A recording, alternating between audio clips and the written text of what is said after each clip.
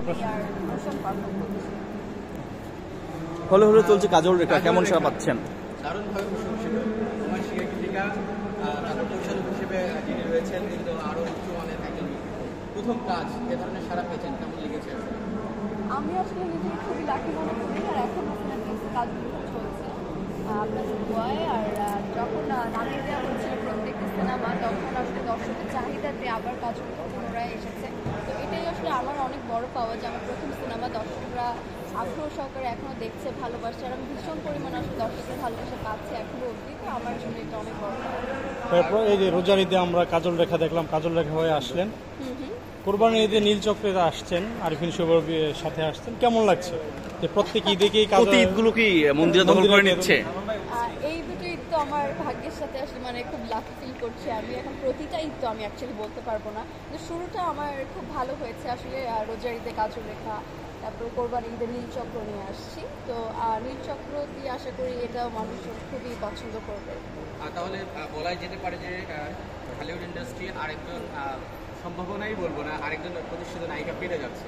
আর যেভাবে আপনি এগোচ্ছেন, আপনার কাজের ধারাটা যেভাবে এগোচ্ছে সামনে দিকে, প্রথমে শরীফুল রাজের সাথে কাজ করতে সামনে শুরু হয়েছে। শরীফুল রাজের স্বপ্নের নায়ক কেমন আসে? হ্যাঁ, কাজের অভিজ্ঞতা কেমন ছিল আসলে? খুবই ভালো ছিল আসলে, ভালো লেগেছে কাজ করতে। সে তো খুবই ভালো একজন অ্যাক্টর, আর তার পাশাপাশি তার সাথে কাজ হচ্ছে, এখন তার সাথে খুব ভালো বন্ধুত্ব আমার। তো সব কিছু মিলে সে কাজ আসলে খুব ভালো করে, এটা তো দর্শকও জানে, এটা তো বলার কিছু নেই।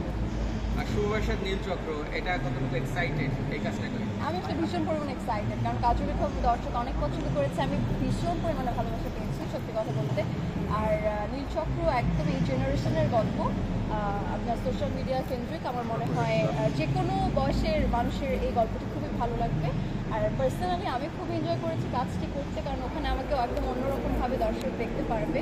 আর শুভভাইয়ের সাথে কাজ করে আমার ভীষণ পরিমাণে ভালো লাগছে। এই সিনেমায় আরও সঙ্গীত শিল্পী থেকে অভিনেতা হিসেবে পদার্পণ করতে যাচ্ছেন মালাম ভাই। তো এটা জানার পরে বা এটা শোনার পরে কেমন ছিল আসলে? আমি তো আসলে প্রথম থেকেই জানতাম, তো আমার কাছে খুবই ভালো লেগেছে, কারণ আমি একদম অনেক বছর ধরে আমার মালাম ভাইয়ের গান শুনছি।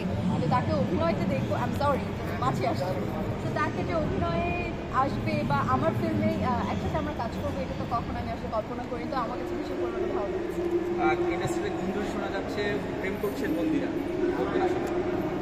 সহশিল্পী রাজের নামটাও আসতেছে কেন আসলে কি খবর শিরোনাম হয়েছে, আপনিও দেখেছেন হয়তো।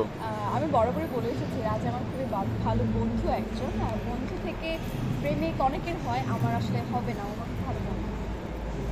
এটা কি আমাদের ইন্ডাস্ট্রির বাইরে প্রেম করছেন, যে ইন্ডাস্ট্রির ভিতরে প্রেম না আমার সম্ভাবনা কম? এটা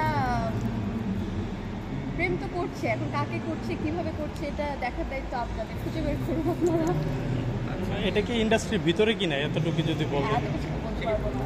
আচ্ছা আপু, আমরা তো এই কোরবানির ঈদে নীলচক্র আসছে, এছাড়া আর কি কোনো সিনেমাতে আপনি চুক্তিবদ্ধ হয়েছেন কিনা? হ্যাঁ, আমি চুক্তিবদ্ধ হয়েছি, কিন্তু এখনো বলতে পারছি না, কারণ একটু তো নিষেধ আছে। এবার প্রডিউসার বলেন, ডিরেক্টর বলেন, ওরা ফ্ল্যাশ না করলে আমি তো করতে পারছি না। কিন্তু এই বছরই একটা কাজে আমি হাত দিচ্ছি, শুটিং স্টার্ট হবে, তো সকলকে জানাবো।